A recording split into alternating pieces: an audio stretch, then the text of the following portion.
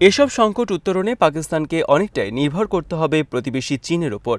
চীন এরই মধ্যে আশ্বাস দিয়েছে যে যুদ্ধ চলাকালীন সময়ে পাকিস্তান সম্ভবত চীনের কাছ থেকে উপগ্রহ তথ্য, প্রযুক্তিগত সহায়তা, অস্ত্র ও কূটনৈতিক সমর্থন পাবে। এক্ষেত্রে চীনেরও স্বার্থ আছে।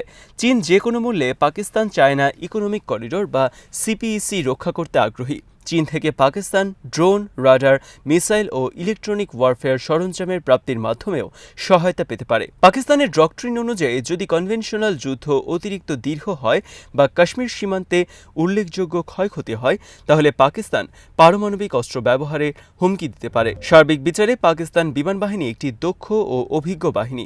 তবুও ভারতের তুলনায় অনেক ক্ষেত্রে প্রযুক্তিগত ও সংখ্যাগতভাবে পিছিয়ে তারা। যুদ্ধের সময় তাদের কৌশল হবে দ্রুত প্রতিরক্ষা গ্রহণ, শত্রুর আক্রমণ প্রতিহত করা এবং সীমিত পাল্টা আঘাত হানা।